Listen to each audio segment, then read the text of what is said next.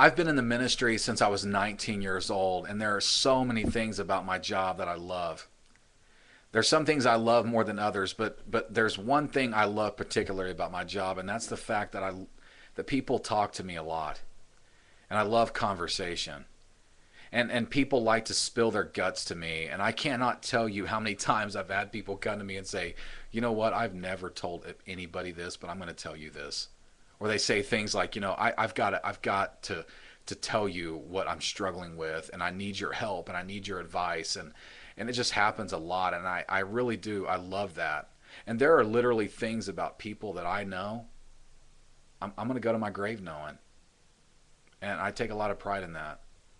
But sometimes, that can get real heavy, and I'm not complaining.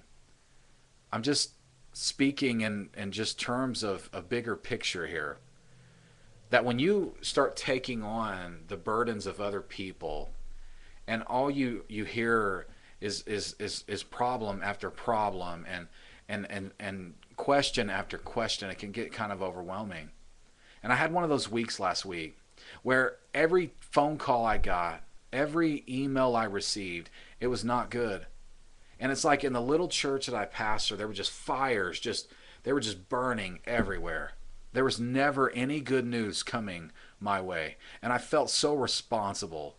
And I felt the thickness and the heaviness of everyone's problems all week long, and I did not know what to do. And it's almost like as if in those moments, God just gave me this visual in my head. And I began to think about Jesus on the cross. And I began to think about him there in those moments. And as Christians, you and I believe in those moments that he bore the entire sin of the world upon him. That every sin that was going to be committed, that had been committed, that was ever going to be, thought of or whatever, it was brought upon him in that moment. In fact, the Bible says that he became sin.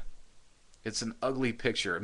That moment in history has been defined as the darkest, most brutal, but also the brightest.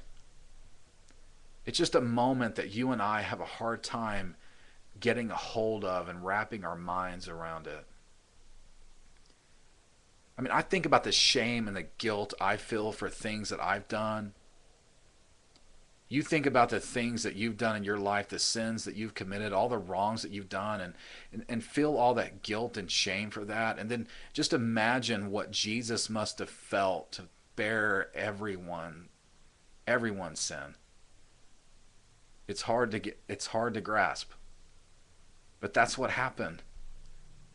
And so I've become convinced that it's not the thorns or the nails or the spear through his side that hurt him the most. What hurt him the most was me, my sin, the things that I've done wrong in my life. They were all upon him in that time. This is why you hear me talking so much about you and I considering the things that we do in our life. Because it was my sin and it's your sin, it's all of our sin that caused his death. He died for it. And that's why you hear me saying that you and I, we don't practice a religion. You and I don't need more rules to follow. We don't need more things to do or not to do. You and I, we need Jesus, and we need reminders of what he's done for us. He died for us. He bore our sin.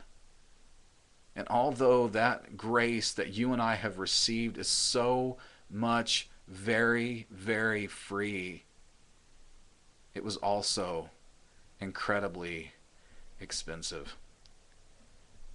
I love you all, and I hope you have a great day and a great evening, and as always, I ask that you would be the church.